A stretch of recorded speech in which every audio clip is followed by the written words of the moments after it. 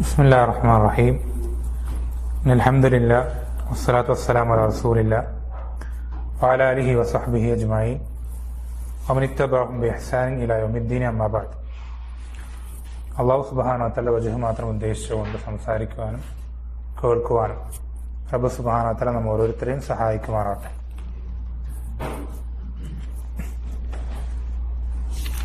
മനഹജു സലഫും മറ്റുള്ള ബിദഈ കക്ഷികളുടെ മനഹജും തമ്മിലുള്ള വ്യത്യാസങ്ങൾ ചർച്ച ചെയ്യുന്ന നമ്മുടെ ഈ ഗ്രന്ഥത്തിൽ നമ്മൾ രണ്ടാമത്തെ വ്യത്യാസമായ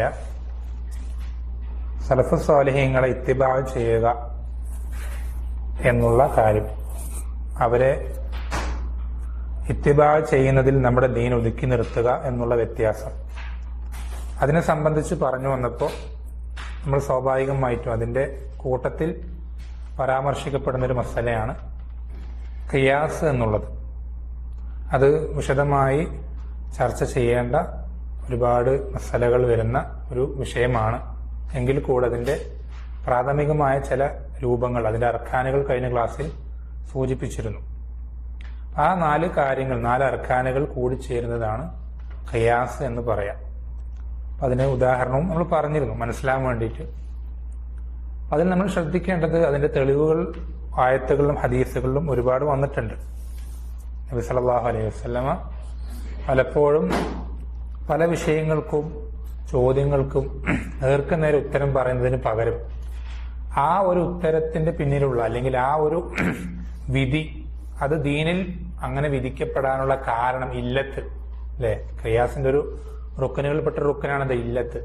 ആ ഇല്ലത്ത് അവിടെ പറഞ്ഞു കൊടുക്കുന്ന രീതി നബി സല്ലല്ലാഹു അലൈഹി വസല്ലം ജീവിതത്തിൽ ഒരുപാട് കാണാൻ സാധിക്കും. എത്രയോ സന്ദർഭങ്ങളിൽ ഒരു കാര്യം ചോദിക്കുമ്പോൾ, സംശയങ്ങൾ സ്വഹാബത്ത് ചോദിക്കുമ്പോൾ അതിന് മറുപടിയായിട്ട്, അല്ലെങ്കിൽ എന്തെങ്കിലും ഒരു ഫത്വ ചോദിക്കുമ്പോൾ അതിന് ഉത്തരമായിട്ട് നബി സല്ലല്ലാഹു അലൈഹി വസല്ലം നേരിട്ട് ആ ഉത്തരം പറഞ്ഞു കൊടുക്കുന്നതിന് പകരം അതിന് ആ വിഷയത്തിന്റെ ഇല്ലത്ത് എന്ത് ചെയ്യും, അവർക്ക് പറഞ്ഞു കൊടുക്കുകയാണ് ചെയ്യാം. ഉദാഹരണത്തിന് അതിന്റെ തെളിവുകളായിക്കൊണ്ട് പറയാൻ പറ്റുന്ന ഒരുപാട് ഉദാഹരണങ്ങളിൽ ഒരു ഉദാഹരണമാണെന്ത്, ഒരു സ്ത്രീ നബി സല്ലല്ലാഹു അലൈഹി വസല്ലം അടുക്കലേക്ക് വന്നുകൊണ്ട് ചോദിക്കും, എൻ്റെ ഉമ്മ ഹജ്ജ് ചെയ്യാതെയാണ് എന്ത് ചെയ്തത്, മരണപ്പെട്ടത്. എൻ്റെ ഉമ്മ ഹജ്ജ് ചെയ്യാതെയാണ് മരണപ്പെട്ടത്. അവര് ഹജ്ജ് ചെയ്യാൻ സാധിക്കുന്നൊരവസ്ഥയിലായിരുന്നു, പക്ഷെ അവരെന്ത് ചെയ്തു, അവര് ഹജ്ജ് ചെയ്യാനുള്ള സമയമാവുന്നതിന് മുമ്പ് അവര് മരണപ്പെട്ടു പോയി. അവർ ഉദ്ദേശിച്ചിരുന്നു, ചെയ്യാനൊക്കെ ആഗ്രഹിച്ചൊക്കെ തയ്യാറൊക്കെ എടുത്തിരുന്നു, പക്ഷെ അതിന് സമയമാവുന്നതിന് മുമ്പ് എന്ത് ചെയ്തു, അവരുടെ ഉമ്മ മരണപ്പെട്ടു പോയി. അപ്പൊ ആ ഉമ്മാന്റെ ഹജ്ജിന് പകരം അത് പൂർത്തി, അതിന് ഖളാ എന്നുള്ള നിലയ്ക്ക് എനിക്ക് ചെയ്യാൻ പറ്റുമോ എന്ന് ചോദിക്കുന്ന നബി സല്ലല്ലാഹു അലൈഹി വസല്ലം നഅം അല്ലെങ്കിൽ പറ്റൂല എന്നല്ല പറയുന്നത്, തിരിച്ചവിടെ ഇല്ലത്ത് പറഞ്ഞു കൊടുക്കുകയാണ്. എന്താ ഇല്ലത്ത് പറഞ്ഞു കൊടുക്കുന്നത്? നിന്റെ ഉമ്മാക്ക് കുറച്ച് കടങ്ങളുണ്ടെന്ന് വിചാരിക്കുക, കുറച്ച് ജനങ്ങൾക്ക് കൊടുക്കാൻ കുറച്ച് കടങ്ങൾ ബാക്കിയുണ്ടെന്ന് വിചാരിക്കുക, ആ കടം നീ കൊടുക്കുകയില്ലേ? അപ്പൊ സ്ത്രീ പറയണ, അതെ ഞാൻ എന്തായാലും കൊടുക്കും. അപ്പോൾ അള്ളാഹുവിന് കൊടുക്കാനുള്ള കടങ്ങളാണത് ഏറ്റവും വീട്ടപ്പെടാൻ ഏറ്റവും അധികം അർഹതയുള്ളത് തിരിച്ചു പറയാം. അപ്പൊ അവിടെ എന്ത് ചെയ്യണം, നേർക്കുനേർ ഉത്തരം പറയുന്നതിന് പകരം ഇല്ലത്ത് പറഞ്ഞു കൊടുക്കണം. ഇതുപോലെ തന്നെ നബി സല്ലല്ലാഹു അലൈഹി വസല്ലം പഠിപ്പിച്ചു കൊടുക്കുന്ന ഒരു ഹദീസില്ലേ, കുല്ലു തസ്ബീഹത്തിൻ സദഖ വകുല്ലു തഹ്മീദത്തിൻ സദഖ വകുല്ലു തക്ബീറത്തിൻ സദഖ വകുല്ലു തഹ്ലീലിൻ സദഖ. ഇതെല്ലാം ഓരോ സദഖകളുടെ ഇനങ്ങൾ ഇങ്ങനെ പറഞ്ഞു വരുമ്പോൾ അവസാന വിശ്വാസത്തിന് പറയുന്ന ഒരു കാര്യം സ്വഹാബത്തിനെ ആശ്ചര്യപ്പെടുത്തുകയാണ്. എന്താണ്? വഫീ ബുദ്ഇ അഹദികും സദഖ. നിങ്ങളുടെ എന്തുണ്ട്, നിങ്ങൾ ഓരോരുത്തരും അവനവന്റെ ലൈംഗികമായ താല്പര്യം പൂർത്തീകരിക്കുന്നതിൽ പോലും അവന് പ്രതിഫലം, സദഖയുടെ പ്രതിഫലം കിട്ടുമെന്ന് പറയുമ്പോൾ അതെങ്ങനെയാണ് റസൂലെ? അയത്തി അഹദുനാ ശഹവതഹു വലഹു ഫീ ദാലിക അജ്ർ. ഒരാൾ അവന്റെ സ്വന്തം ഷഹവത്ത്, അവന്റെ സ്വന്തം മനസ്സിന്റെ താല്പര്യം പൂർത്തീകരിക്കുന്നതിൽ അവനെങ്ങനെയാണ് പ്രതിഫലം കിട്ടുമെന്ന് പറയുമ്പോൾ നബി സല്ലല്ലാഹു അലൈഹി വസല്ലം നേരെ അവിടെ എന്ത് ചെയ്യണം, ഇല്ലത്ത് പറഞ്ഞു കൊടുക്കുകയാണ്. അവിടെ ഇല്ലത്ത് പറഞ്ഞു കൊടുക്കണം. എന്താണ്? അവനാ ഷഹവത്ത്, അവന്റെ ആ താല്പര്യം, അവനത് ഹറാമിൽ അത് വിനിയോഗിച്ചിരുന്നെങ്കിൽ, ഇല്ലത്ത് പറഞ്ഞാൽ അതിന് ആ ഒരു വിധി വരാനുള്ള കാരണം, എന്തുകൊണ്ടാണ് വാജിബായത്, അതിനൊരു കാരണം ഉണ്ടാവും. എന്തുകൊണ്ട് ഹറാമാക്കിയത്, അതിനൊരു കാരണം ഉണ്ടാവും. ഇല്ലത്ത് എന്ന് പറഞ്ഞാല് രോഗം എന്നൊക്കെ പറയാറുണ്ട്. അറബി ഭാഷയിൽ പല അർത്ഥങ്ങളുണ്ട്. പക്ഷെ ഇവിടെ ഖിയാസിൽ ഇവിടെ ഖിയാസിൽ ഉദ്ദേശിക്കപ്പെടുന്നത് കാരണം എന്നുള്ള ഒരു അർത്ഥമാണ്. അപ്പൊ ഇവിടെ നമ്മൾ ശ്രദ്ധിക്കേണ്ടത് ഈ ഒരു ഷഹ്വത്ത്, തന്റെ മനസ്സിന്റെ ആ ഒരു താല്പര്യം, അത് ഹറാമിൽ വിനിയോഗിച്ചാൽ ശിക്ഷ കിട്ടുകയില്ല എന്ന് തിരിച്ചു ചോദിക്കുകയാണ്. അത് ഖിയാസിന്റെ ഒരു രൂപമാണ്. ഖിയാസിന്റെ ഒരു രൂപമാണ്. അത് നിങ്ങൾക്ക് ഏറ്റവും എളുപ്പത്തിൽ മനസ്സിലാവുന്ന ഒരു ഉദാഹരണം പറഞ്ഞുതരാം. അള്ളാഹു സുബ്ഹാനഹു വ തആല മാതാപിതാക്കളോട് വർത്തിക്കാൻ, അവരുടെ നല്ല രൂപത്തിൽ വർത്തിക്കാൻ പറയുമ്പോൾ കുറെ കാര്യങ്ങൾ പറയുന്ന കൂട്ടത്തിൽ ഒരു കാര്യം പറഞ്ഞാണത്, ഫലാ തഖുൽ ലഹുമാ ഉഫിൻ. അവരോട് നിങ്ങൾ എന്ത് പറയരുത്? ഉഫ്. ചേ എന്നാണോ അതിന്റെ അർത്ഥം? ഉഫ് എന്ന് പറഞ്ഞ അർത്ഥം അത് ഏറ്റവും എന്താ പറയാ, ഏറ്റവും ചെറിയ ഒരിതാണ്. നമ്മുടെ മനസ്സിൽ അവർ പറയുന്ന കാര്യങ്ങളുള്ള അനിഷ്ടം പ്രകടിപ്പിക്കുന്ന ഏറ്റവും ചെറിയ രൂപമാണ് എന്ത്? ഉഫ് എന്ന് വെച്ചാൽ നമ്മളിപ്പോ എന്തെങ്കിലും പറയുമ്പോ ഉഫ് എന്ന് പറയില്ലേ, അതാണെന്ത് അവിടെ ഉദ്ദേശിക്കപ്പെടുന്നത്. അതുപോലും മാതാപിതാക്കളോട് പറയരുത്. നമ്മളിങ്ങനെ വീട്ടിലൊക്കെ എന്തെങ്കിലും കുറെ സാധനങ്ങൾ അങ്ങാടിയിലൊക്കെ പോയി എല്ലാം കഴിഞ്ഞ് കുറെ വട്ടങ്ങൾ പോയി അവസാനം വീട്ടിൽ ക്ഷീണിച്ച് വന്ന് കയറുമ്പോഴേക്കും മോനെ അത് മറന്നടാന്ന് പറയാം. നമ്മൾ ഉമ്മാന്റെ മുഖത്ത് നോക്കിയിട്ട് ഉഫ് എന്ന് പറയാം. അത് പാടില്ല എന്നാണ്. അത് പാടില്ല. നമ്മളവിടെ അത് പറഞ്ഞിട്ട് അവിടുന്ന് നമ്മൾ വീണ്ടും പോവും കടയ്ക്ക്, അത് വേറെ വിഷയം. പക്ഷെ അങ്ങനെ പറയാൻ പാടില്ല. അങ്ങനെ ഉമ്മാന്റെ മുഖത്ത് നോക്കിയിട്ട് നമ്മൾ അങ്ങനെ പറയാൻ പാടില്ല. അപ്പൊ ഈ ആയത്തിൽ എന്തുണ്ട്? ഈ ആയത്തിൽ എന്തിനൊക്കെ തെളിവുണ്ട്? ഉഫെന്ന് പറയാൻ മാത്രമേ പാടില്ലാത്തുള്ളൂ. ഉമ്മാനെ ചീത്ത വിളിക്കുകയോ എന്തെങ്കിലും പറയാ, അതിനൊക്കെ പറ്റുമോ? അതിനൊക്കെ തെളിവ് ഈ ആയത്ത് മാത്രം മതി. അതെങ്ങനെ ഈ ആയത്തിൽ അതിന് തെളിവ് എങ്ങനെ വരുന്നത്? അത് ഖിയാസ് കൊണ്ടാണ്. അതിങ്ങനെ ഖിയാസിന് ഒരുപാട് രൂപങ്ങൾ, രീതികളൊക്കെ ഉണ്ട്. ഇത് വളരെ ദീനിൽ പ്രധാനപ്പെട്ട ഒരു കാര്യമാണ്. വളരെ പ്രധാനപ്പെട്ട ഒരു കാര്യം.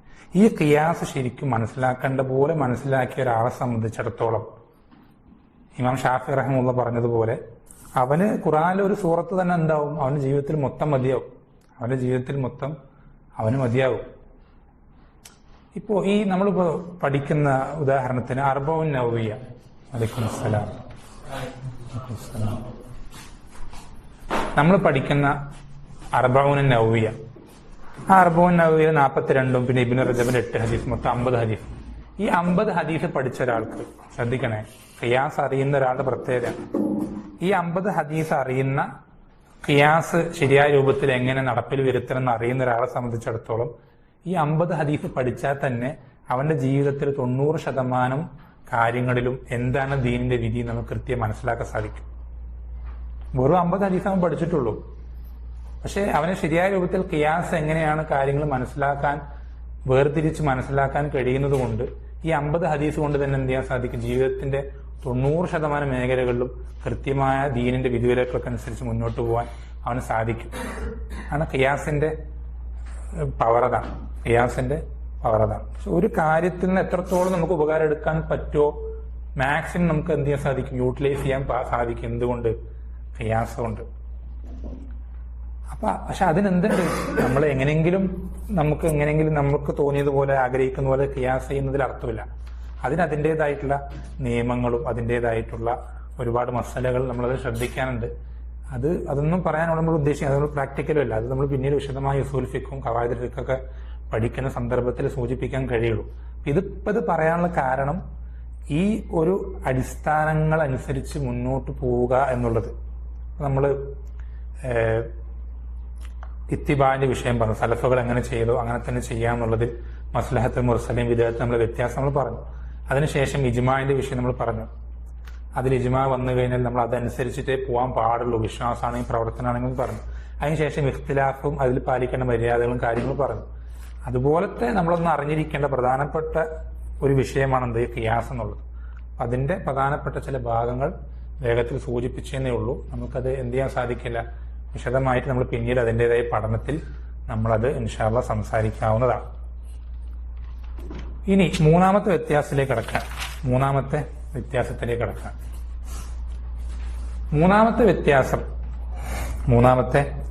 വ്യത്യാസം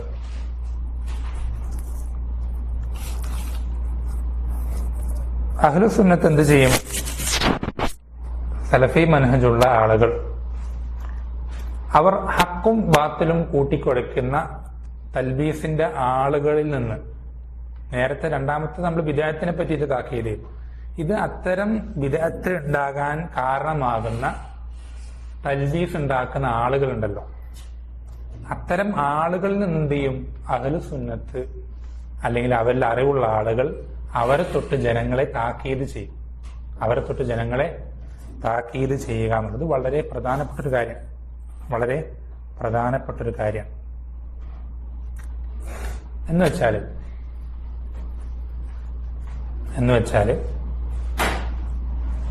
നബി സല്ലല്ലാഹു അലൈഹി വസല്ലമ അലൈക്കും സലാം ഹദീസിൽ പഠിപ്പിച്ചെന്നതുപോലെ നേരെ ഒരു വര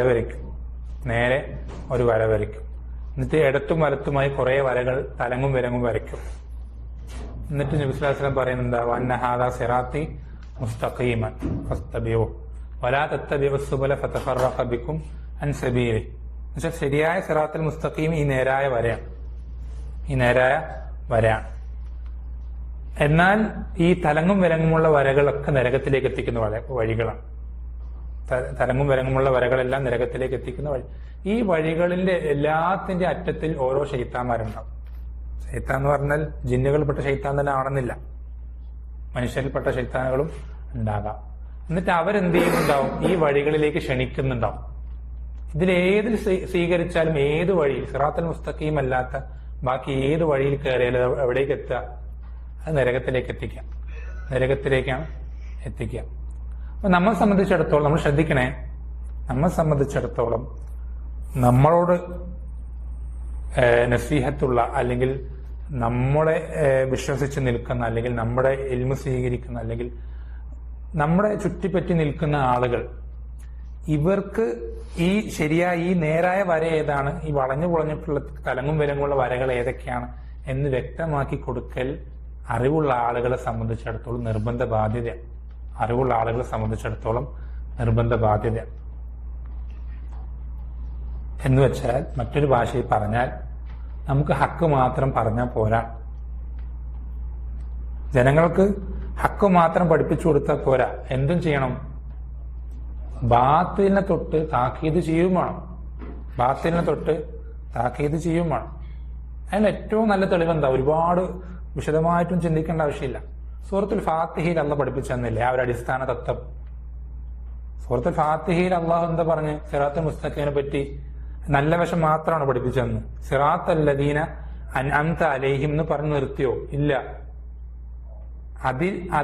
അതിന്റെ ആളുകളായി വാദിക്കുന്ന, എന്നാൽ ശരിക്കും അതിന്റെ ആളുകളല്ലാത്ത കള്ളന്മാരെന്ത് ചെയ്യണം? വ്യാജന്മാരെ അവിടെ എടുത്ത് കാണിക്കാം. അത് കാണിക്കണം, നിർബന്ധം. അത് ജനങ്ങളോടുള്ള നസീഹത്താണ്. ഇങ്ങനെയുള്ള ആളുകളെ തുറന്ന് കാണിച്ചില്ലെങ്കിൽ അവർ വഴിതെറ്റി പോകുന്നതിന് നമ്മളൊരു കാരണക്കാരനാവുകയാണ് അവിടെ.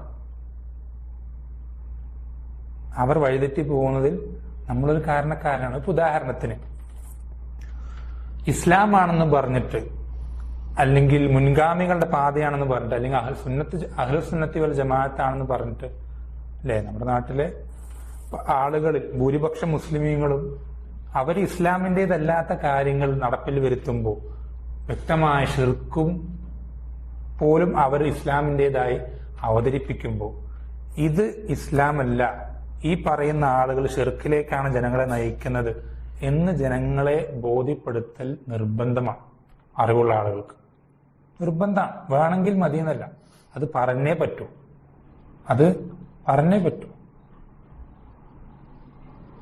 ഇസ്ലാമായിട്ട് ഇവിടെ ഇസ്ലാം അല്ലാത്തൊന്നും ഒരാളും പറയരുത്. വളരെ ശ്രദ്ധിക്കണം. ഇസ്ലാം അല്ലാത്തതിന് ഒരാൾ എന്ത് ചെയ്യരുത്? ഇവിടെ ഇസ്ലാമായിട്ട് പറയുന്ന ഒരു അവസ്ഥ ഉണ്ടാകാൻ പാടില്ല. നമ്മളങ്ങനെ ഒരു അവസ്ഥ ഉണ്ടാക്കാൻ പാടില്ല. അവിടെ അതിനെതിരെ ശബ്ദിക്കാൻ ആളുണ്ടാവണം. നമ്മുടെ ശബ്ദം അതിനെതിരെ ഉയരണം. അതുപോലെ തന്നെ സലഫിയത്തിന്റെ വിഷയം അങ്ങനെ തന്നെ. സലഫിയത്താണ്, അല്ലെങ്കിൽ ഇത് ഞങ്ങൾ സലഫികളാണ് എന്ന് പറഞ്ഞുകൊണ്ട് പല ആളുകളും സലഫിയത്തിൽ പെടാത്ത കാര്യങ്ങൾ അത് ചെയ്യുകയും അത് പ്രചരിപ്പിക്കുകയും ചെയ്യുമ്പോൾ നമ്മൾക്കത് കണ്ടു നിൽക്കാൻ കഴിയരുത്. നമ്മൾ അതിനെതിരെ അറിവുള്ള ആളുകൾ, കഴിവുള്ള ആളുകൾ അതിനെതിരെ കഴിയും വിധം പ്രതികരിക്കണം. അത്തരം വ്യാജങ്ങൾ, ബാത്തിലുകൾ പ്രചരിപ്പിക്കുന്ന ആളുകൾ ജനങ്ങൾക്ക് മുന്നിൽ തുറന്നു കാട്ടണം. അത് നിർബന്ധമാണ്. പല ആൾക്കാരും നമ്മൾ എന്താ പറയാ, വിദേഹത്തിന്റെ ആളുകൾക്കെതിരെ സംസാരിക്കുമ്പോൾ ആൾക്കാർ പറയുന്നത്, നിങ്ങൾ ദീൻ പഠിപ്പിച്ചോ, കിതാബ് വായിച്ചോ, നിങ്ങൾ എന്തിനാ വല്ലവനെ പറ്റി കുറ്റം പറയുന്നത്, എന്തിനാ ഗീബത്തും പറഞ്ഞു നടക്കുന്നത്, ഗീബത്ത് പറയൽ ഹറാമാണ് എന്ന് നിങ്ങൾക്ക് അറിയൂലേ എന്ന് പറഞ്ഞിട്ട് പല ആളുകളും സംസാരിക്കാറുണ്ട്. ശരിക്കും അത് ഗീബത്താണോ? എപ്പോഴാണ് ഒരു കാര്യം ഗീബത്താവുക? എപ്പോഴാണ് ഒരു കാര്യം ഗീബത്തല്ലാതാവുക? ഗീബത്ത് എന്ന് പറഞ്ഞാൽ എന്താ? ശരിക്കും ചുരുക്കത്തിൽ എന്താ? നമ്മുടെ ഇപ്പൊ അടുത്തില്ലാത്തൊരാള്, നമ്മുടെ പ്രസൻസിൽ ഇല്ലാത്തൊരാള്, അയാളെ പറ്റി അയാൾക്ക് ഇഷ്ടമില്ലാത്ത, അയാൾക്ക് കേൾക്കാൻ ഇഷ്ടമില്ലാത്തൊരു കാര്യം അയാളുടെ അഭാവത്തിൽ വെച്ച് പറയുക. ഇതിനാണ് എന്ത് പറയാ?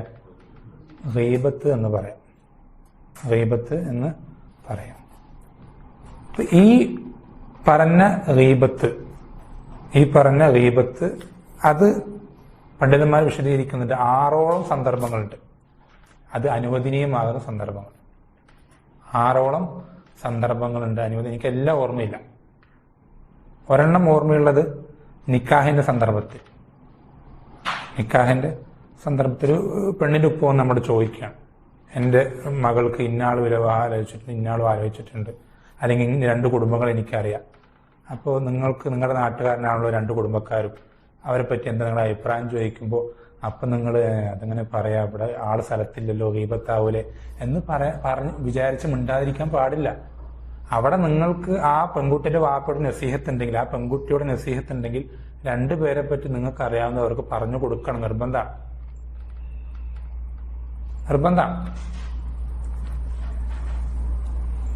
ഇവിടെ നമ്മൾ ശ്രദ്ധിക്കണേ, ഇവിടെ നമ്മൾ പറഞ്ഞു കൊടുക്കാതിരുന്നാൽ നഷ്ടം ആർക്ക് മാത്രമേ ഉള്ളൂ? ഒറ്റ കുടുംബത്തിനേ ഉള്ളൂ. ഒരു കുടുംബത്തിനെ ഈ പ്രശ്നം നഷ്ടമുള്ളൂ. പക്ഷെ നമ്മൾ ഇങ്ങനെയുള്ള ഈ ദീനിന്റെ പേരിൽ ദീനിലില്ലാത്തത് കടത്തിക്കൂട്ടുന്ന ആളുകളെ സംബന്ധിച്ച് നമ്മൾ താക്കീത് ചെയ്യാതിരുന്നാൽ നഷ്ടം ഒരു കുടുംബത്തിനോ ഒരു നാട്ടിനോ അല്ല, ഒരു തലമുറയ്ക്ക് മൊത്തമാണ്, ഒരു തലമുറയ്ക്ക് മുഴുവനുമാണ്. ഇത് അനുവദനീയമാകുമെങ്കിൽ പെണ്ണെങ്ങനെയാണ്? ഇത് ഒരു നിക്കാഹിന് വേണ്ടി ഒരു പെൺകുട്ടിയുടെ ഉപ്പയോട് ആ ചെക്കന്റെ മോശങ്ങൾ, നമുക്കറിയുന്ന ന്യൂനതകൾ അത് പങ്കുവെക്കുന്നത് ഗീബത്താവില്ലെങ്കിൽ എങ്ങനെയാണ് ഒരു നാട് അല്ലെങ്കിൽ ഒരു തലമുറയെ മുഴുവൻ ശിർക്കും അതുപോലെ തന്നെ ബിദഅത്തുകളും തളച്ചിടുന്ന ആളുകളെ പറ്റി ജനങ്ങൾക്ക് താക്കീത് ചെയ്യുന്നത്? എന്തായാലും എന്താവൂല, അതൊരു തരത്തിലും ഗീബത്തിൽ പെടുകയില്ല. വേറൊരുപാട് ഞാൻ പറഞ്ഞു 6 സന്ദർഭങ്ങളുണ്ട് ഗീബത്ത് പറ്റുന്ന, എന്നുവെച്ചാൽ ഹറാമായ ഗീബത്തിന്റെ പരിധിയിൽപ്പെടാത്ത 6 രൂപങ്ങളുണ്ട്. അതിലേറ്റവും ഒന്നാമത് പെടുന്ന രൂപമാണ് എന്ത്? ഇത്തരം ആളുകൾ ദീനിന്റെ പേരിൽ, എന്നുവെച്ചാൽ ഇത് ദീനാണെന്ന് പറഞ്ഞ് ദീനിൽ പെടാത്ത കാര്യങ്ങൾ, ദീനല്ലാത്ത കാര്യങ്ങൾ അവതരിപ്പിക്കുന്ന, ജനങ്ങളുടെ മുന്നിൽ ജനങ്ങളെ തെറ്റിദ്ധരിപ്പിക്കുന്ന ആളുകളെ അവരെ തുറന്ന് കാണിക്കണം. തുറന്ന് കാണിക്കാന്നുള്ളത് നിർബന്ധമാണ്. അത് മാത്രം പോരാ.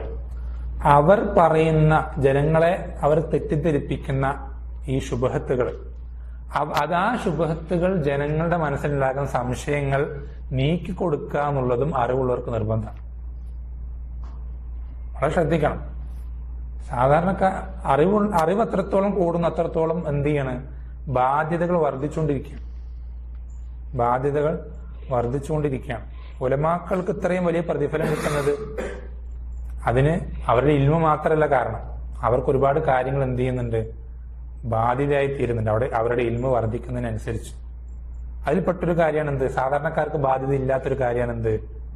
ബിദഅത്തുകാർ അവരുടെ ബിദഅത്തുകൾ പ്രചരിപ്പിക്കാൻ വേണ്ടി ഉപയോഗിക്കുന്ന ഓരോ കുറുക്കു വഴികളുണ്ട്. അത്തരം കുറുക്കു വഴികൾ അത് ജനങ്ങൾക്ക് ബോധ്യപ്പെടുത്തി കൊടുക്കണം. ഇത് ശരിയല്ല, ഇതിൽ ഹക്കും ബാത്തിൽ എന്ത് ചെയ്തിട്ടുണ്ട്? കൂടിക്കലർന്നിട്ടുണ്ട് എന്ന് ജനങ്ങൾക്ക് ബോധ്യപ്പെടുത്തി കൊടുക്കലും അത്തരം സംശയങ്ങൾക്ക് നമ്മൾ ശരിയായ ദീനിന്റെ ശർഈയായ രൂപത്തിലുള്ള മറുപടി കൊടുക്കലും നിർബന്ധമാണ്.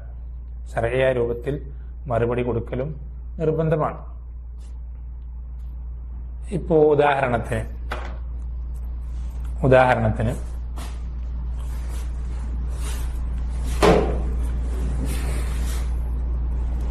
നേരത്തെ സൂചിപ്പിച്ച ഒരു കാര്യം തന്നെയാണ്.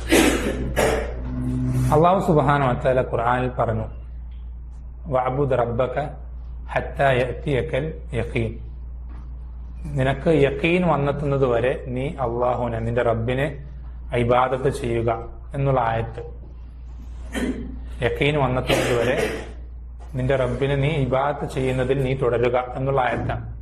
അതിന്റെ അർത്ഥം എന്താ? യഖീന് വന്നെത്തിക്കഴിഞ്ഞാൽ പിന്നെ ഇബാദത്ത് ചെയ്യേണ്ട ആവശ്യമില്ല. യഖീന് വന്നെത്തിക്കഴിഞ്ഞാൽ പിന്നെ ഇബാദത്ത് ചെയ്യേണ്ട ആവശ്യമില്ല. അപ്പോ എന്താണ് യഖീന്? അവർ പഠിപ്പിക്കുന്നത് എന്താ? ജനങ്ങളെ തെറ്റിദ്ധരിപ്പിക്കാൻ അവർ പഠിപ്പിക്കുന്നത് എന്താ?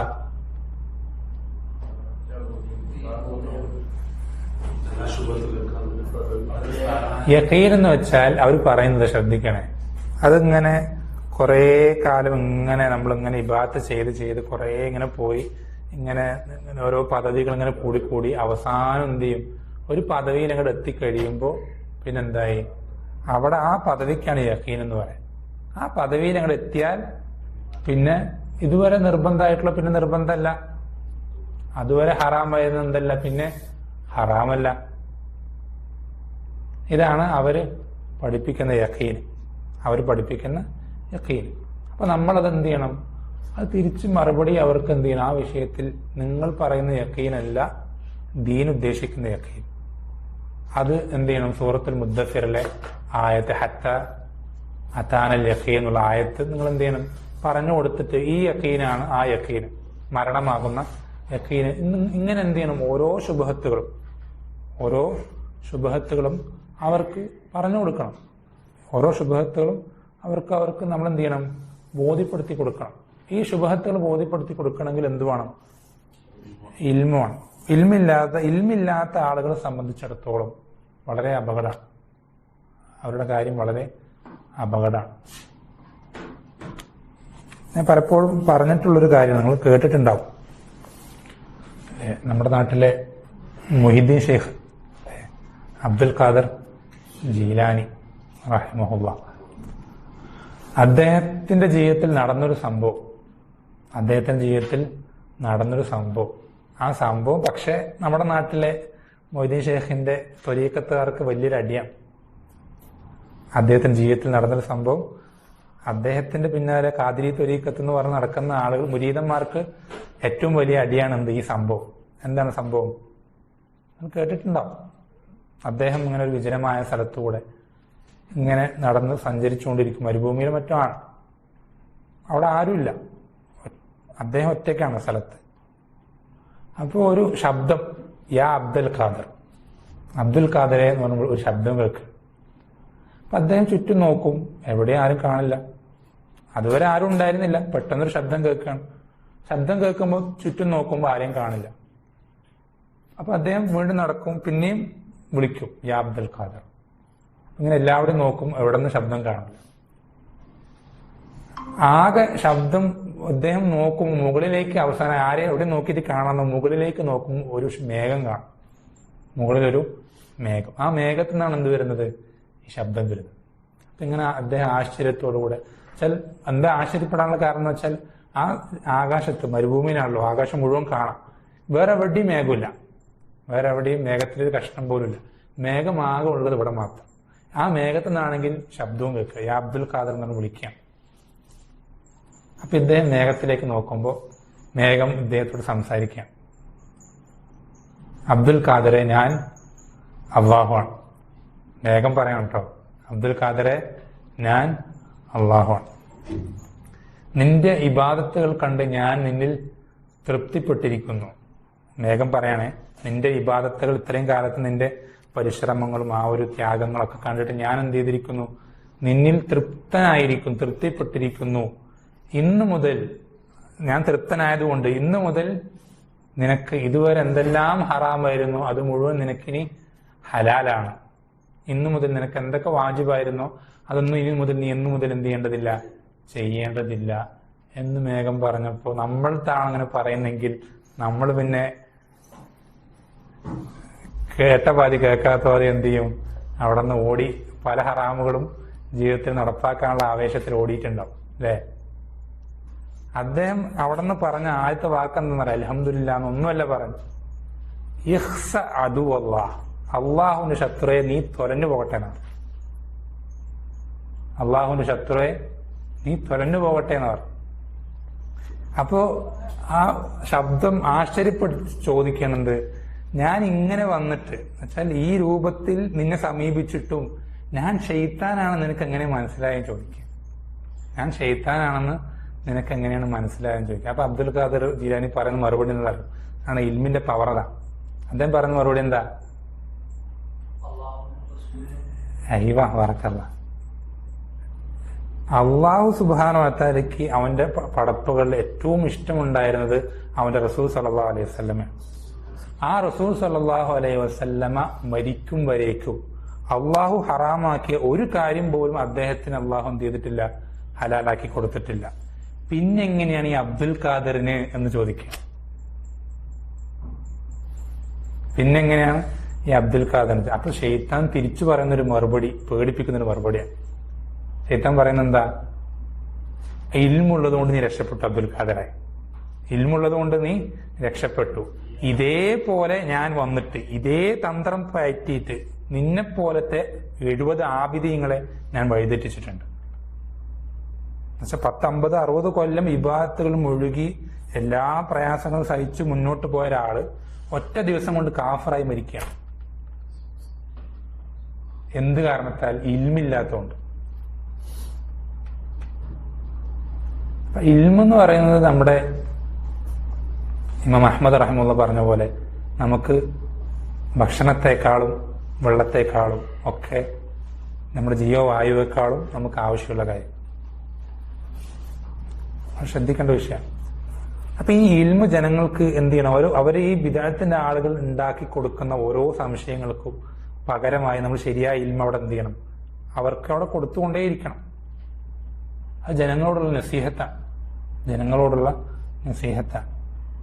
എന്തൊക്കെ സംശയങ്ങൾ ഉണ്ടാക്കുന്നോ ആ സംശയങ്ങൾക്കുള്ള മറുപടികളൊക്കെ നമുക്ക് എപ്പോഴും എല്ലാത്തിനും മറുപടി പറയാൻ കഴിയില്ല. അത് പറയാൻ അള്ളാഹ് കൽപ്പിച്ചിട്ടുമില്ല. എന്തൊക്കെ പറഞ്ഞാലും അവിടെ നിന്ന് ഒരു കാര്യം ഒരാള് എന്തെങ്കിലും പറഞ്ഞാൽ, ഇവിടെ നിന്ന് എന്തെങ്കിലും പറഞ്ഞാൽ അതിനൊക്കെ മറുപടി പറയാന്നുള്ളത് അള്ളാഹ് കൽപ്പിച്ചിട്ടില്ല. ചിലതൊക്കെ നമ്മൾ എന്ത് ചെയ്യേണ്ടി വരും, വെറുതെ ഒരു കാര്യമില്ലാത്ത സംസാരങ്ങളും കുപ്പറചരണങ്ങളൊക്കെ ഉണ്ടാവും. അതിനൊന്നും നമ്മൾ എന്ത് ചെയ്യേണ്ടതില്ല, വകവയ്ക്ക്. അതല്ല ഉദ്ദേശിക്കുന്നത്. പക്ഷെ അതില് ജനങ്ങൾക്ക് ഫിത്നയാകുന്ന കാര്യങ്ങൾ അവരുടെ ഭാഗത്ത് ഉണ്ടായിട്ടുണ്ടെങ്കിൽ നമ്മൾ എന്ത് ചെയ്യണം, അത് ജനങ്ങൾക്ക് ബോധ്യപ്പെടുത്തി കൊടുക്കണം. കൊടുക്കാനുള്ള നിർബന്ധം. അതുപോലെ തന്നെ നമ്മൾ ശ്രദ്ധിക്കേണ്ട ഒരു കാര്യമാണെന്ത്, ഈ ഓരോരുത്തരുടെയും ഈ പറയുന്ന നമ്മൾ പറഞ്ഞു ഒരുപാട് തരം ആൾക്കാരുണ്ട്, 72 വിഭാഗമുണ്ട്. ഈ ഓരോ വിഭാഗത്തിന്റെയും ശരിയായുള്ള ഹക്കീക്കത്ത് അവർക്ക് ജനങ്ങൾക്ക് അതിന്റെ തനി നിറം നമ്മൾ കാണിച്ചു കൊടുക്കണം. ഒരാളുടെ ഖവാരിജിയത്ത് ഉണ്ടെങ്കിൽ അവനിൽ ഖവാരിജിയത്ത് ഉണ്ട്, അത് ഇന്നൊക്കെ വിഷയങ്ങളാണ് എന്ന് നമ്മൾക്ക് ബോധ്യപ്പെടുത്തി കൊടുക്കണം. ഒരാളില് ഇർജാന്റെ വാദം ഉണ്ടെങ്കിൽ അത് നമ്മൾ ബോധ്യപ്പെടുത്തി കൊടുക്കണം. ഒരാളിൽ കദരിയാക്കളുടെ ഇതുണ്ടെങ്കിൽ ഓരോന്നും, ഒരാളുടെ ഷിയാക്കളുടെ റാഫിദുകളുടെ വിശ്വാസങ്ങളുടെയും ഓരോന്നും നമ്മൾ ജനങ്ങൾക്ക് ബോധ്യപ്പെടുത്തി കൊടുക്കണം. എന്താ, ഇയാൾ ഇന്ന കാര്യങ്ങളൊക്കെ പറയുന്നുണ്ട്, ഇത് ഈ പുസ്തകത്തിൽ ഇവരുടെ ഷിയാക്കളുടെ അടയാളമായി പണ്ഡിതന്മാർ എടുത്തു പറഞ്ഞിട്ടുള്ള കാര്യമാണ് എന്ന് നമ്മൾ കൃത്യമായിട്ട് നമുക്ക് ബോധ്യപ്പെടുത്തി കൊടുക്കാൻ സാധിക്കണം ഓരോരുത്തരെ പറ്റിയിട്ട്. അത് ഇസ്ലാമിന്റെ പേര് പറഞ്ഞ് വാദിക്കുന്നവനാണെങ്കിലും സലഫിയത്തിന്റെ പേര് പറഞ്ഞ് വാദിക്കുന്നവനാണെങ്കിലും നമ്മളെ സംബന്ധിച്ചിടത്തോളം നമുക്ക് അവരെ ഹക്കീക്കത്ത് അറിയെങ്കിൽ അത് ജനങ്ങൾക്ക് പങ്കുവെക്കുക എന്നുള്ളത് നിർബന്ധമാണ്.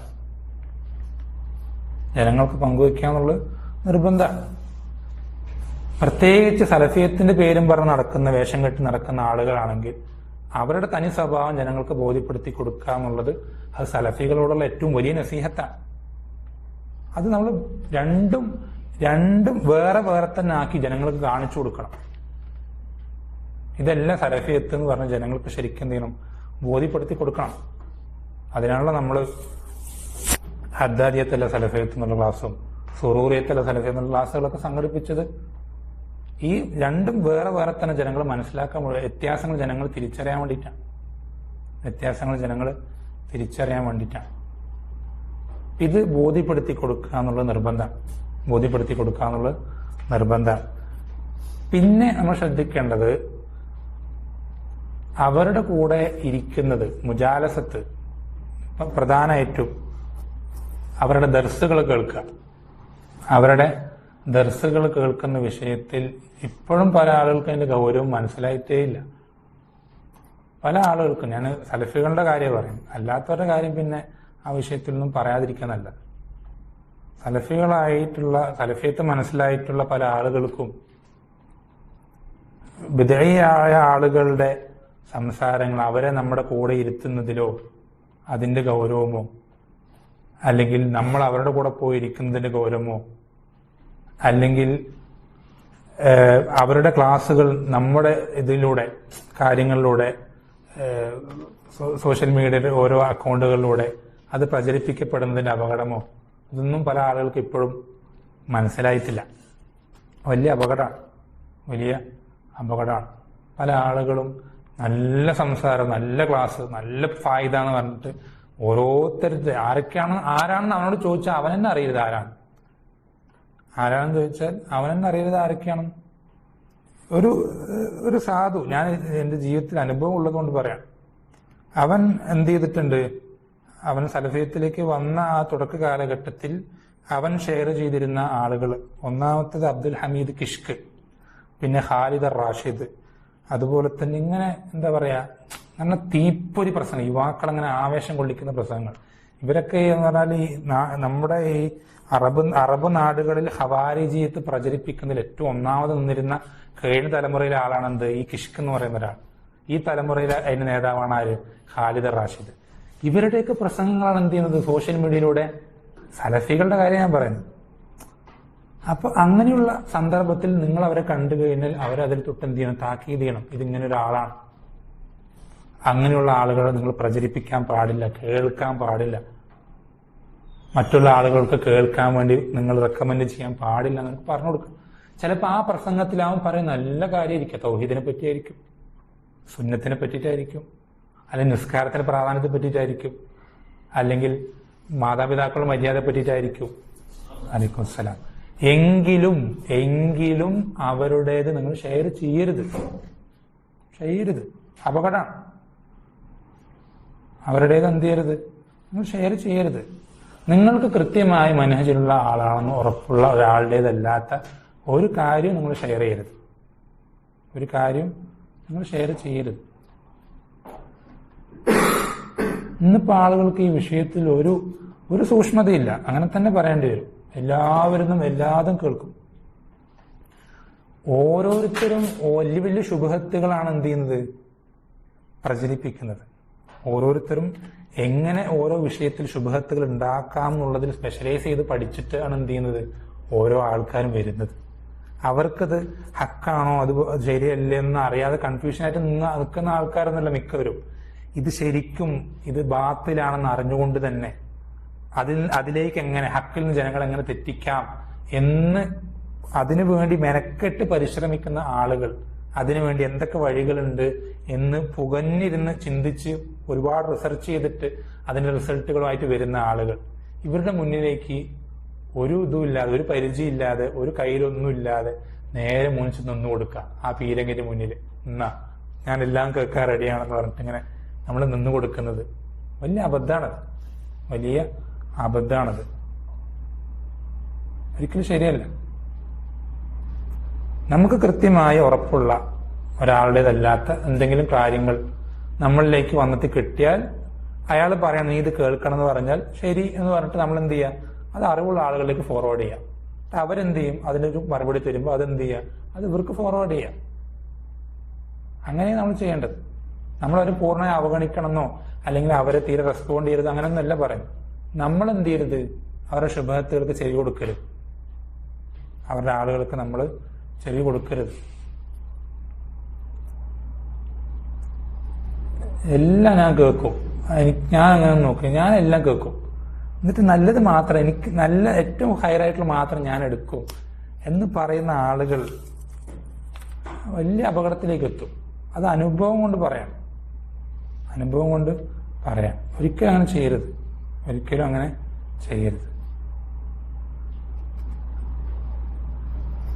ഏറ്റവും ഒരു നായക്കാട്ടത്തിനെ കസ്തൂരിയാക്കി അവതരിപ്പിക്കാൻ സാധിക്കുന്ന ആളുകൾ, ആ ആളുകളുടെ മുന്നിലേക്കാണ് നീ എന്ത് ചെയ്തത്, നിന്റെ ചെവിയും ഹൃദയമൊക്കെ വെച്ചു കൊടുക്കുന്നത്. അവർ നല്ല കസ്തൂരിന്റെ രൂപത്തിലും മണത്തിലും നിനക്ക് നായക്കാട്ടം എന്ത് ചെയ്യും, വിളമ്പിത്തരും. നിനക്ക് ഇൽമില്ല, നിനക്ക് കണ്ണ് കാണൂല, ചെവി കേൾക്കൂല, ചിന്തിക്കാൻ മാത്രമുള്ള കഴിവ് നിനക്ക് റബ്ബ് എന്ത് ചെയ്തിട്ടുണ്ട്, അതിന്റെ ഒരു പരിമിതിയിൽ നീ വിട്ട് കടന്നിട്ടില്ല. ഇൽമില്ലാത്ത ആളുടെ അവസ്ഥയാണ്, ഇൽമില്ലാത്ത ഒരാളുടെ അവസ്ഥയാണ്. അവന് കണ്ണ് കാണൂല, ചെവി കേൾക്കൂല, ഹൃദയം കൊണ്ട് ചിന്തിക്കാനുള്ളതിനൊക്കെ എല്ലാത്തിനും ഓരോ ലിമിറ്റുകളുണ്ട്. അപ്പൊ നമ്മൾ വളരെയധികം ശ്രദ്ധിക്കണം ഈ വിഷയത്തിൽ, വളരെ ഗൗരവം കാണിക്കാൻ സൂക്ഷിക്കണം. വലിയ വലിയ ഇമാമിയങ്ങൾ പോലും അവരിത്തരം ശുഭഹത്തുകൾ കേൾക്കാതിരിക്കാൻ കാണിക്കുന്ന ശ്രദ്ധ പ്രത്യേകം എടുത്ത് സൂചിപ്പിക്കേണ്ടതാണ്. അല്ലേ? ഇമാം അബ്ദുല്ലാഹിൽ മുബാറക് റഹ്മത്തുള്ളാഹിയുടെ അടുക്കലേക്ക് ഒരു ബിദഅത്തുകാരിൽപ്പെട്ട ഒരാൾ ഞാനൊരു ആയത്തോതട്ടെ എന്ന് പറഞ്ഞപ്പോൾ ചെവി വിരല് ചെവിയിൽ കുത്തി നിറച്ചിട്ട് എന്ത് ചെയ്യണം, ചെവി പൊത്തി പിടിച്ചിട്ട് അദ്ദേഹം പറയാണ് ആരായത്ത് പോലെ ഓതരുന്ന് പറയും. നീ ഒന്നും ഓതണ്ട, നിന്റെ ഒന്നും എനിക്ക് കേൾക്കണ്ട, നിന്റെ ഒന്നും എനിക്ക് കേൾക്കേണ്ടതില്ല എന്ന് പറയാം. അതുപോലെ തന്നെ ഇമാം മാലിക് റഹ്മത്തുള്ളാഹിയുടെ അടുക്കൽ മജ്‌ലിസിലേക്ക് കൈഫസ്തവാൻ ചോദിച്ചിട്ട് ഒരു ബിദഅത്തുകാരൻ കടന്നു വന്നപ്പോൾ എന്താ ചെയ്തത്, അവനെ ആ മജ്‌ലിസിൽ തന്നെ പുറത്താക്കുകയാണ്, ആ മജ്‌ലിസിൽ തന്നെ പുറത്താക്കുകയാണ്. അപ്പൊ ഇത്തരം സാഹചര്യങ്ങൾ ഇതിനാണ് ചുരുക്കത്തിൽ എന്ത് പറയാ, ഹജ്ർ എന്ന് പറയാം. ഇതിനാണ് ചുരുക്കത്തിൽ ഹജ്ർ. ഈ ഹജ്ർ എന്നുള്ളത് ഇതൊരു അസ്ലാം, നമ്മൾ വളരെയധികം ശ്രദ്ധിക്കേണ്ട ഒരു അസ്ലാം. ഈ ഹജ്ർ വളരെയധികം പ്രാധാന്യമുള്ളൊരു വിഷയമാണ്. ബിദഅത്തുകാരോട് ഹജ്ർ കാണിക്കാനുള്ളത്, ഹജ്റുൽ മുബ്തദി എന്നുള്ളത് വളരെയധികം പ്രാധാന്യമുള്ള ഒരു വിഷയമാണ്. അത് നമ്മൾ ശ്രദ്ധിക്കേണ്ടത് ഹജ്റിന്റെ വാബിത്ത് എന്നുള്ളത് മസ്ലഹത്താണ്. പണ്ഡിതന്മാർ വിശദീകരിക്കുന്ന പോലെ ഹജ്റിന്റെ വാബിത്ത് എന്നുള്ളത് മസ്ലഹത്താണ്. അതിൽ നമ്മൾ ഒരാളോട് ഹജ്ർ ചെയ്താൽ ആ ഹജ്ർ ചെയ്യുന്നവനോ എന്നുവെച്ചാൽ നമുക്കോ അല്ലെങ്കിൽ ചെയ്യപ്പെടുന്ന ബിദഅത്തുകാരനോ യാതൊരു മസ്ലഹത്തോടെ ഇല്ലെങ്കിൽ അവിടെ എന്ത് ചെയ്യുന്നില്ല, ഹജ്ർ ദീൻ പഠിപ്പിക്കുന്നില്ല. അവിടെ ഹജ്ർ ദീൻ എന്താ നമുക്കുണ്ടാകുന്ന മസ്ലഹത്ത്? ഇപ്പൊ ഒരു സാധാരണ ഒരു ബിദഅത്തുകാരൻ അവനെ നമ്മൾ ഹജ്ർ ചെയ്യുന്നതിലൂടെ അവനുണ്ടാവുന്ന മസ്ലഹത്ത് അല്ലെങ്കിൽ ഉണ്ടാകേണ്ട ദീൻ പഠിപ്പിച്ചു തന്നിട്ടുള്ള മസ്ലഹത്ത് എന്താ? അവൻ ഒറ്റപ്പെട്ടിട്ട് അവനാകെ പ്രയാസമാവുക എന്നുള്ളതാണ്. അപ്പൊ അവൻ ചിന്തിക്കും, ഞാനിങ്ങനെ ഒറ്റപ്പെടാനുള്ള കാരണം എൻ്റെ കൂടെ നിന്നിരുന്ന ആളുകളൊക്കെ ഹജ്ർ എന്നെ ഇങ്ങനെ ഒഴിവാക്കുന്നതും എന്നോട് കണ്ടാൽ മിണ്ടാതിരിക്കുന്നതും സലാം പറയാതിരിക്കുന്നതും എൻ്റെ കാര്യങ്ങൾക്കൊന്നും അവർ പങ്കുചേരാതിരിക്കുന്നത് എന്തുകൊണ്ടാണ്? ഞാൻ ഈ ബിദഅത്ത് ചെയ്തുകൊണ്ട്. അപ്പൊ അത്രയും ഗൗരവമുള്ള വിഷയമാണ്. അതുകൊണ്ട് അവനത് മാറാനുള്ളൊരു കാരണമായി അത് മാറണം അവനെ സംബന്ധിച്ചിടത്തോളം. ഇനിയിപ്പോ അല്ല, ഒരു സാധാരണക്കാരൻ ഒരു ഒരു ദാഇയാണെന്ന് വിചാരിക്കാം, ബിദഅത്തുകാരിൽപ്പെട്ടൊരു ദാഇയാണെന്ന് വിചാരിക്കുക. അവരുടെ ക്ലാസ്സുകളൊക്കെ എടുക്കുന്ന അവരുടെ ശുഭഹത്തുകളൊക്കെ നല്ലോണം പ്രചരിപ്പിക്കാൻ കഴിയുന്ന ഒരാളാണെന്ന് വിചാരിക്കുക. അത്തരം ആളുകളെ ഹജ്ർ ചെയ്യുന്നതിൽ നമുക്കാണ് മസ്ലഹത്ത്. ശ്രദ്ധിക്കണേ, അത്തരം ആളുകളെ ഹജ്ർ ചെയ്യുന്നതിൽ നമുക്കാണ് മസ്ലഹത്ത്. നമുക്കുള്ള മസ്ലഹത്ത് എന്താ? നമ്മുടെ ദീൻ സലാമത്താക്കാൻ പറ്റും, നമ്മുടെ ദീന് സലാമത്താക്കാൻ പറ്റും. അപ്പൊ ബിദഅത്തിന്റെ ഒരു ദാഇയാണെങ്കിൽ പിന്നെ അവിടെ എന്ത് ചെയ്യണ്ട, നമുക്കവിടെ കേൾക്കാൻ യാതൊരു ഉദുറുമില്ല, കേൾക്കാൻ പാടില്ല. ദായാണെന്ന് മനസ്സിലായി കഴിഞ്ഞാൽ. അതല്ല, ഒരു സാധാരണക്കാരനാണെങ്കിൽ ഈ മസ്ലഹത്ത് ഉണ്ടോ എന്ന് നോക്കുക. മസ്ലഹത്ത് ഉണ്ടെങ്കിൽ എന്ത് ചെയ്യുക?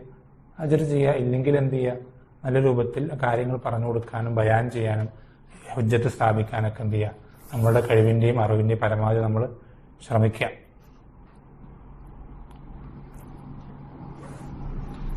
വളരെയധികം ശ്രദ്ധിക്കേണ്ട ഒരു കാര്യമാണ്.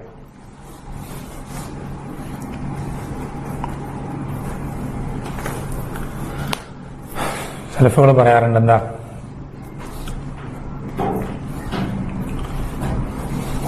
ഒരാള് അവന്റെ ചെവി ഇത്തരം ആളുകളിൽ നിന്ന് സംരക്ഷിച്ചിട്ടില്ല എങ്കിൽ, ഒരാള് അവന്റെ ചെവി ഇത്തരം എന്നുവെച്ചാൽ ശരിയാക്കണ്ടെന്ന് വെച്ചാൽ അതിനെ സംരക്ഷിക്കേണ്ട പോലെ സംരക്ഷിച്ചിട്ടില്ലെങ്കിൽ അവന്റെ പര്യവസാനം എങ്ങനെയായിരിക്കുമെന്ന് ഒരാൾക്കും പറയാൻ സാധിക്കില്ല എന്ന് പറയാറുണ്ട്. ശ്രദ്ധിക്കണം, ഗൗരവമുള്ള വിഷയം. ഒരാൾ അവന്റെ ചെവി സംരക്ഷിക്കേണ്ടതുപോലെ, ദീനിന്റെ കാര്യങ്ങൾ കേൾക്കുന്ന വിഷയം പറയുന്നു, ദീനിന്റെ കാര്യങ്ങൾ കേൾക്കുന്ന വിഷയം പറയുന്നു, അത് സംരക്ഷിക്കേണ്ടതുപോലെ സംരക്ഷിച്ചിട്ടില്ലെങ്കിൽ അവന്റെ പര്യവസാനം എങ്ങനെയായിത്തീരുമെന്ന് ഒരാൾക്കും പറയാൻ സാധിക്കില്ല എന്ന് പറയാറുണ്ട്. അത് വളരെ ഗൗരവമുള്ള ഒരു വിഷയം. ഇതിൽ ഓരോരുത്തരെ നമുക്ക് ഈ വിഷയത്തിൽ, ഈ മൂന്നാമത്തെ വ്യത്യാസത്തിൽ നമുക്കിത് വിശദമായി തന്നെ പറയേണ്ട ഒരു കാര്യമാണ്. വിശദമായി തന്നെ പറയേണ്ട ഒരു കാര്യമാണ്. സംഘടനയോട് തഹസ്സുബ് കാണിക്കുന്ന ആളുകൾ ഉണ്ട്. അതല്ല, സംഘടനയില്ലാത്ത പല ആളുകളോടും തഹസ്സുബ് കാണിക്കുന്ന ആളുകളുണ്ട്. ഇനി ഇതൊന്നും അല്ലാത്ത തൗഹീദ് തന്നെ ശരിക്കും കൃത്യമായി കൊണ്ടു നടക്കാൻ പറ്റാത്ത ഒരുപാട് ശിർക്കും ഖുറാഫാത്തുകൾ നടക്കുന്ന ആളുകളുണ്ട്. ഇവർക്ക് എല്ലാവർക്കും ഉള്ള മറുപടി ഓരോന്നോരോന്നായിട്ട് പറയാന്നുള്ളത് ഒരിക്കലും പ്രാക്ടിക്കൽ അല്ല. പക്ഷെ നമ്മൾ എന്ത് ചെയ്യേണ്ടതുണ്ട്? ഇവർ എങ്ങനെയാണ് ജനങ്ങളെ വഴിതെറ്റിക്കുന്നത്, അതിനുള്ള ഇവർ സ്വീകരിക്കുന്ന തന്ത്രങ്ങൾ എന്തൊക്കെയാണ്, രൂപങ്ങൾ എന്തൊക്കെയാണ് എന്ന് നമ്മൾ എന്ത് ചെയ്യേണ്ടതുണ്ട്? അത് നമ്മൾ സാധ്യമാകുമെങ്കിൽ നമ്മൾ പഠിക്കേണ്ടതുണ്ട്. സാധ്യമാകുമെങ്കിൽ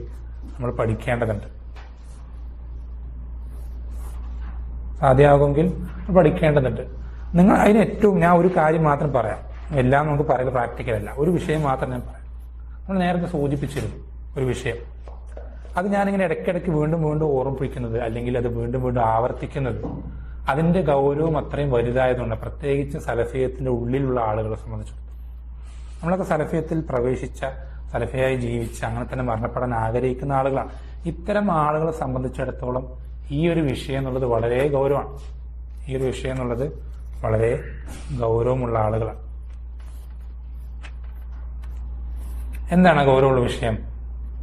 നേരത്തെ സൂചിപ്പിച്ചിരുന്നു. ഒരു പണ്ഡിതന് തെറ്റുപറ്റിയാൽ, ഒരു ആലിമിന് തെറ്റ് സംഭവിച്ചാൽ നമ്മൾ സ്വീകരിക്കേണ്ട നിലപാട് അത് വളരെ ഗൗരവമുള്ള വിഷയമാണ്.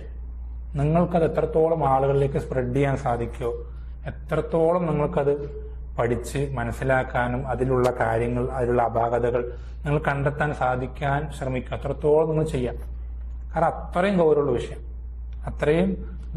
എത്രത്തോളം എന്ന് പറഞ്ഞാൽ നമ്മുടെ ഇന്നത്തെ വർത്തമാന സലഫി ലോകം ഇത്രയും മോശമായിട്ടുള്ള അവസ്ഥയിലേക്ക് എത്താനുള്ള ഏറ്റവും വലിയൊരു കാരണം ഈ ഒരു കാരണം കൊണ്ടാണ് എന്ത് ചെയ്തിട്ടുള്ളത്. വേറെ ഒരുപാട് കാരണങ്ങളുണ്ട്, ജാനിബിയായിട്ടുള്ള വേറെ ഒരുപാട് വിഷയങ്ങളുണ്ട്.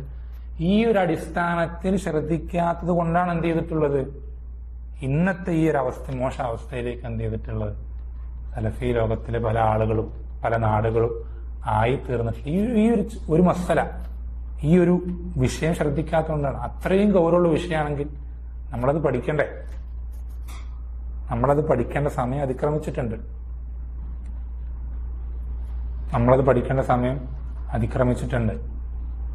എന്തൊക്കെയാണ് നമ്മൾ ഒരു പണ്ഡിതന് തെറ്റുപറ്റിയാൽ എന്തൊക്കെയാണ് നമ്മൾ ചെയ്യേണ്ടത്?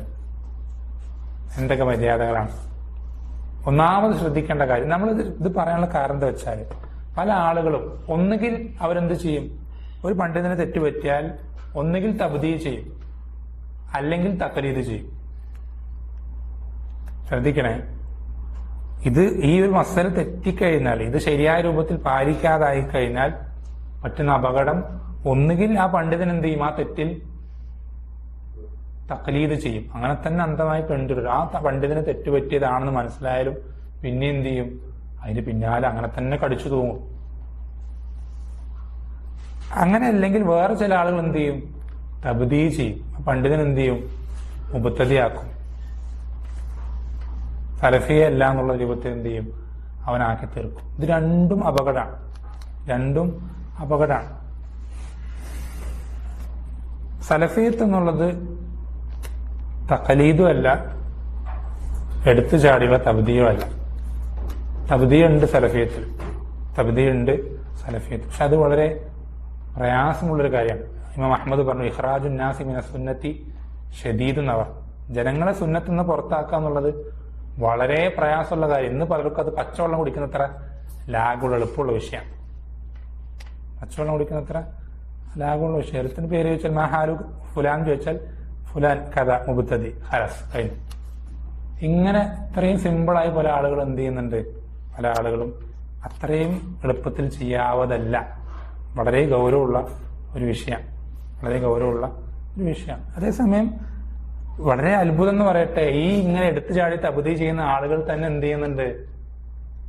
അവരിൽ തന്നെ തഖ്ലീദും കാണാം. വളരെ അതെന്താ പറയാ, വിരോധാഭാസം എന്ന് പറയില്ലേ, വൈരുദ്ധ്യം എന്ന് പറയില്ലേ, അതിന്റെ ഏറ്റവും അങ്ങേയറ്റത്തെ അവസ്ഥയാണെന്ത്? തബ്ദീഅ് ചെയ്യുന്ന, തെറ്റുകൾ കൊണ്ട് തബ്ദീഅ് ചെയ്യുന്ന അതേ ആളുകൾ തന്നെ അവർക്ക് വേണ്ടപ്പെട്ട ആളുകൾ അവരുടെ തെറ്റുകൾ എന്ത് ചെയ്യുന്നുണ്ട്? തഖ്ലീദ് ചെയ്യുകയും ചെയ്യുന്നുണ്ട്. നമ്മൾ നേരത്തെ അറിയാൻ വേണ്ടി പറയാം, ഫോട്ടോഗ്രാഫിന്റെ വിഷയം നേരത്തെ സൂചിപ്പിച്ചപ്പോ നമ്മളത് പറഞ്ഞ എന്താ, ചുരുക്കത്തിൽ എന്താ, ലാ ഇൻകാറ ഫി മസായിൽ ഇജ്തിഹാദിയ മസാല, അതിലെന്ത് വേണ്ട, ഇൻകാർ ചെയ്യരുത് എന്ന് പറഞ്ഞപ്പോ ഇവരെന്താ ചെയ്യുന്നത്? ഇവരുടെ മുൻകഴിഞ്ഞ പണ്ഡിതന്മാര്, ഇവരുടെ എന്നല്ല നമ്മുടെ പണ്ഡിതന്മാരാണ്, അവര് ആ വിഷയത്തിൽ ഇൻകാർ ചെയ്തത് കൊണ്ടുവന്നിട്ട് ഇവര് പറഞ്ഞില്ലേ, അവരെ ഞങ്ങൾ അനുധാവനം ചെയ്താൽ എന്തോ കുഴപ്പം എന്നൊക്കെ ചോദിക്കാം. ആ പറയുന്നതിൽ ഒരു അർത്ഥമില്ല. നമ്മൾ നേരത്തെ പറഞ്ഞിട്ടുണ്ടെന്താ, ഒരു പണ്ഡിതന് തെറ്റുപറ്റിയാൽ അദ്ദേഹത്തിന് അത് ഉദരുണ്ടെങ്കിൽ ആ ഉദർ എല്ലാവർക്കും ബാധകമായി കൊള്ളുന്നില്ല നമ്മൾ പറഞ്ഞു. ഇദാ റഅയ്തൽ മഖാലത്തുൽ മുഖ്തിഅത ഖദ് സദറത് മിൻ ഇമാമിൻ ഖദീമൻ എന്ന് വായിച്ച ഇബാറത്ത് വായിച്ച് ജനങ്ങൾക്ക് പഠിപ്പിച്ചു കൊടുത്ത ആളെയാണ് എന്ത് ചെയ്യുന്നത്? അവരുടെ ഈ ഇൻകാറിനെ ന്യായീകരിക്കുന്നു എന്നുള്ളത് വലിയ അത്ഭുതമാണ്. അപ്പൊ ഞാൻ പറയുന്നത്, ഈ തഖ്ലീദും തബ്ദീഉം വരാതിരിക്കണമെങ്കിൽ ഈ മസല ശരിക്കും പഠിക്കണം. നേരത്തെ സൂചിപ്പിച്ചത് അതുകൊണ്ട് ആവർത്തിക്കുന്നില്ല. അത് നമ്മൾ ശരിക്കും പഠിക്കണം. ഈ തഖ്ലീദ് വന്നാലും പ്രശ്നമാണ്, തബ്ദീഇന്റെ അവസ്ഥയിലേക്ക് എടുത്തു ചാടിയിട്ട് തബ്ദീഇലേക്ക് പോയാലും രണ്ടും അപകടം തന്നെയാണ്. നമ്മൾ പറയുന്ന ഓരോ കാര്യങ്ങളും, നമ്മൾ ഒരാളിൽ ഒരു കാര്യമുണ്ട്, അവനിൽ ഹദ്ദാദിയത്ത് ഉണ്ട് എന്ന് പറഞ്ഞാൽ, അത് ഞാൻ പറഞ്ഞാൽ എന്നോടത് റബ്ബ് ചോദിക്കും. സതുക്തബു ഷഹാദത്തുഹും വയുസ്അലൂൻ, നമ്മൾ പറയുന്ന ഇത് ഷഹാദത്താണ്. നമ്മൾ ഒരാളിൽ ഹദ്ദാദിയത്ത് ഉണ്ടെന്ന് പറഞ്ഞാൽ അതൊരു ഷഹാദത്താണ്. അത് റബ്ബ് എഴുതി വെക്കും, അത് ചോദിക്കുകയും ചെയ്യും. വെറുതെ ചാടിക്കേറി ഞാനിപ്പോ ഈ ഫോട്ടോഗ്രാഫിന്റെ വിഷയത്തിൽ അങ്ങനെ പറഞ്ഞിട്ടുണ്ടെന്ന് പറഞ്ഞപ്പോൾ എന്താ നിങ്ങൾ ആ പണ്ഡിതനെ ഇങ്ങനെ കുറ്റം പറഞ്ഞു, അപ്പൊ നിനക്ക് എന്തുണ്ട്, നിനക്ക് ഇഖ്വാനിയത്തുണ്ട്, അല്ലെങ്കിൽ നീ അങ്ങനെയാണ് ഇങ്ങനെ ഓരോ കാര്യങ്ങൾ പറയാന്നുള്ളത് അത് ചില്ലറ വാക്കല്ല, അത് ഷഹാദത്താണ്. ഒരാൾ എന്ത് ചെയ്യണം, ഒരാളുടെ പേര് നമ്മൾ സാക്ഷി പറയാം, അയാളെ നമ്മൾ അങ്ങനെ വിലയിരുത്താം, അത് നമ്മൾ റബ്ബിനോട് കണക്ക് പറയേണ്ടി വരും. ആരായാലും ഹദ്ദാദിയത്തുണ്ടെന്ന് പറഞ്ഞാലും ഇഖ്വാനിയത്തുണ്ടെന്ന് പറഞ്ഞാലും അല്ലെങ്കിൽ ഖാരിജിയത്തുണ്ടെന്ന് പറഞ്ഞാലും അല്ലെങ്കിൽ ഷീഇയത്ത്, എന്ത് കാര്യം നമ്മളിൽ ഒരാൾ ഒരു കാര്യം പറഞ്ഞു കഴിഞ്ഞാൽ അത് റബ്ബിന്റെ അടുക്കൽ നമ്മൾ എന്ത് ചെയ്യേണ്ടി വരും? മറുപടി ചോദ്യം ചെയ്യപ്പെടും, അതിന് മറുപടി പറയേണ്ടി വരും.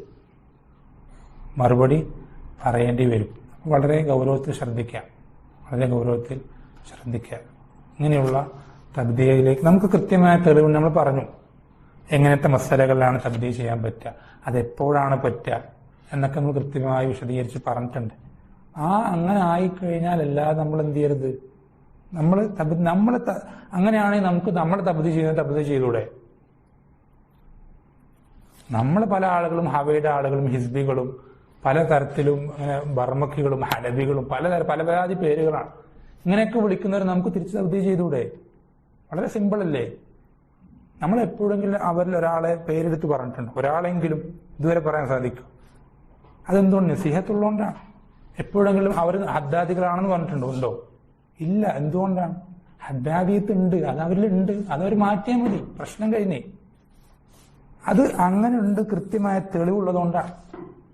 നമുക്ക് റബ്ബിന്റെ അടുക്കൽ ഞാൻ മരണപ്പെട്ടു കഴിഞ്ഞാൽ എനിക്ക് റബ്ബിന്റെ അടുത്ത് പറയാൻ പറ്റും, ഇന്ന തെളിവുകൾ ഉണ്ട് റബ്ബെ, പണ്ഡിതന്മാർ ഹദ്ദാദിയത്തായി പറഞ്ഞ തെളിവുകളിൽ ഓരോന്നോരോന്നായിട്ട് എനിക്ക് എടുത്ത് കാണിച്ചു കൊടുക്കാൻ സാധിക്കും.